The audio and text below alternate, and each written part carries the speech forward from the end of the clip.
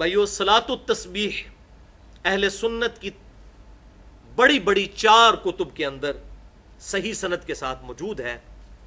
سنن نبی داؤد میں انٹرنیشنل نمبرنگ کے مطابق 1297 نمبر حدیث،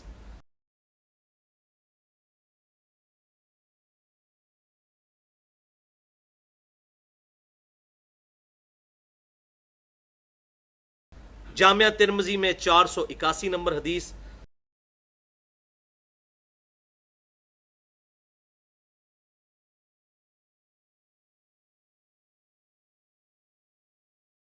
سنن ابن ماجہ میں 1386 نمبر حدیث،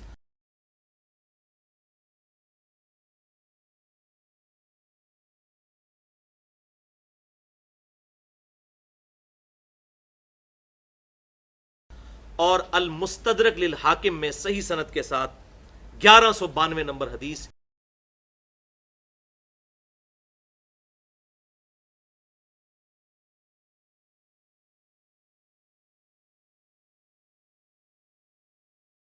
لیکن ایک دفعہ طریقے کو ریپیٹ کر لیتے ہیں۔ قیام کی حالت میں ہم نے 15 دفعہ رکوع میں جانے سے پہلے یعنی سورت ملانے کے بعد اس کو پڑھنا ہے، سبحان اللہ والحمد للہ ولا الہ الا اللہ واللہ اکبر۔ اس کے بعد رکوع میں جانے کے بعد رکوع کی تسبیحات پڑھنے کے بعد وہ آگے آ بھی جائے گا، 10 دفعہ پڑھنا ہے۔ کتنے ہو گئے؟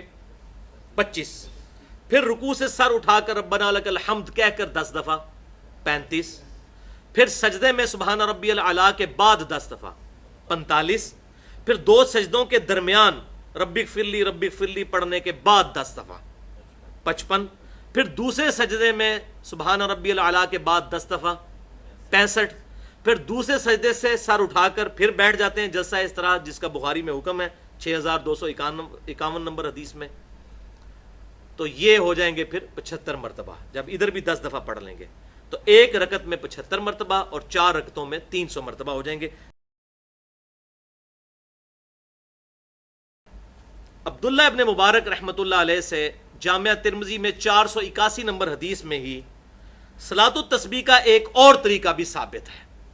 ایک طریقہ تو ہم سن چکے، ایک اور طریقہ جو جامعہ ترمذی 481 نمبر حدیث عبداللہ ابن مبارک ہمارے سلف ہیں ان سے ثابت ہے، اس میں یہ ہے کہ قیام میں آپ 25 مرتبہ پڑھیں گے سبحان اللہ والحمد للہ ولا الہ الا اللہ واللہ اکبر، اور جو دوسرے سجدے کے بعد بیٹھتے ہیں نا اس میں عام نمازوں کی طرح بیٹھ کر آپ اٹھ جائیں گے، اس میں کچھ نہیں پڑھیں گے کیونکہ عام نمازوں میں بھی اس میں کچھ نہیں پڑھا جاتا جلسہ استراحت میں۔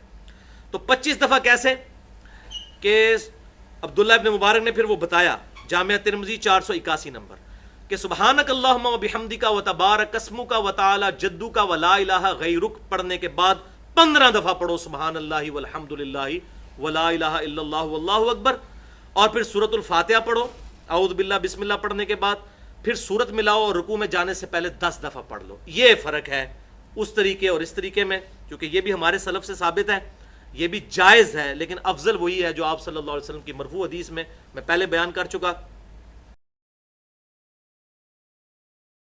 صلاۃ التسبیح میں بھی دونوں طرح یہ طریقہ درست ہے، چونکہ یہ بھی نفلی نماز ہے، اور الحمدللہ یہ میں اپنی طرف سے نہیں کہہ رہا، خود جامعہ ترمذی میں امام ابو حنیفہ رحمۃ اللہ علیہ کے شاگرد اور امام بخاری رحمۃ اللہ علیہ کے دادا استاد عبداللہ ابن مبارک رحمۃ اللہ علیہ المتوفی 181 ہجری، ان سے جب پوچھا گیا کہ صلاۃ التسبیح کو ایک سلام کے ساتھ 4 رکعتیں پڑھیں یا 2 رکعتیں کر کے پڑھیں، تو انہوں نے فرمایا کہ مجھے یہ پسند ہے کہ اگر تم صلاۃ التسبیح کو رات کے وقت ادا کرو تو 2 رکعت کر کے ادا کرو، اور اگر دن کے وقت کرو تو 2 کر کے کرو، لیکن دن کے وقت اگر 4 ایک سلام سے پڑھ لو تب بھی ٹھیک ہے۔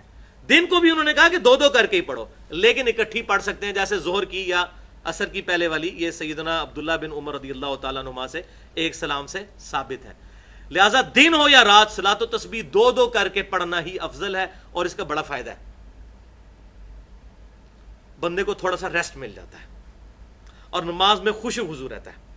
اور اس سے بڑھ کر یہ کہ اگر رکعت بھول گئی صلاۃ التسبیح میں تو بڑا مسئلہ بن جائے گا، کیونکہ آپ نے تو اگر 3 اور 4 میں ہوا شک تو 3 کی طرف جانا ہے تو ایک اور پڑھنی پڑے گی، 2 رکعتوں میں آپ بھولیں گے نہیں، اور اگر آپ تھوڑی سی بھی نارمل سپیڈ سے پڑھیں تو 2 رکعتیں 20 منٹ میں پڑھی جاتی ہیں، اور اگر تھوڑا آہستہ پڑھیں تو آدھے گھنٹے میں 2 رکعتیں، اور بہت تیز پڑھنے والے 15 منٹ میں بھی 2 رکعتیں پڑھ لیتے ہیں.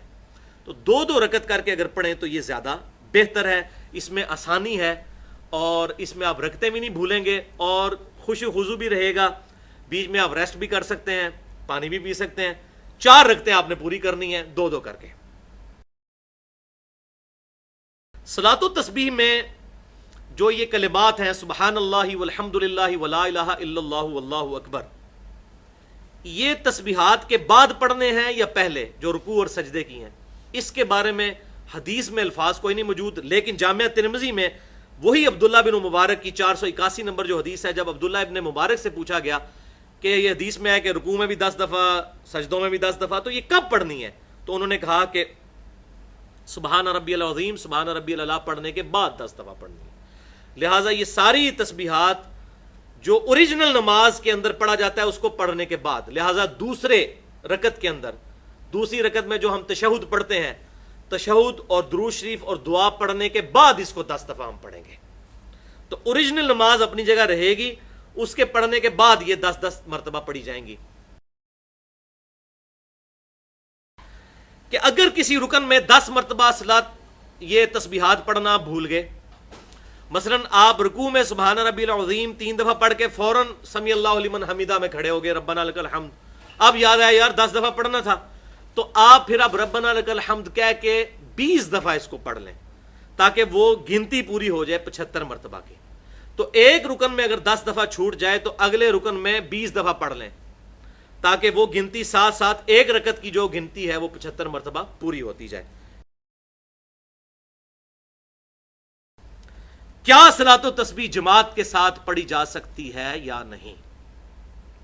تو بھائیو، مطلقاً کوئی بھی نماز جماعت کے ساتھ پڑھنا جو سنت سے ثابت ہے وہ تو بالکل ٹھیک ہے. جیسے ہم نے ابھی قیام اللیل کیا، جسے عرف عام میں تراویح کہتے ہیں، تو یہ جماعت کے ساتھ نفلی نماز ہم نے پڑھی. اس کے علاوہ بھی آپ صلی اللہ علیہ وسلم سے مختلف مواقع پر نفلی نماز جماعت سے پڑھنا ثابت ہے، لیکن اعلانیہ نہ ہو. اور یہ مسئلہ میں اپنی طرف سے نہیں بتا رہا، امام احمد رضا بریلوی صاحب نے فتاوی رضویہ میں خود یہ بات لکھی ہے کہ اعلانیہ نفلی نماز کی جماعت کرنا مکروہ ہے. کبھی کبھار اگر بغیر اعلان کے کہیں مسجد میں لوگ فجر کے بعد بیٹھے ہیں اور بیٹھے ہوئے اشراق کا وقت ہو گیا، ایک بھائی اٹھتے ہیں کہتے ہیں چلو جی 2 نفل جماعت سے پڑھ لیتے ہیں، تو پڑھ سکتے ہیں. لیکن یہ اعلان کرانا پیسے بٹورنے کے لیے، چندے اکٹھے کرنے کے لیے، اپنی پارٹی بازی کے لیے ایک ہفتہ پہلے بڑے بڑے بینرز لگانا جو انڈیا، پاکستان اور بنگلہ دیش کے کلچر میں ہے کہ جی فلاں مسجد میں فلاں دن صلاۃ و تسبیح کی جماعت کے ساتھ نماز ادا کی جائے گی، تو احمد بریلوی صاحب نے فتاوی رضویہ میں یہ بات لکھی ہے کہ یہ مکروہ ہے.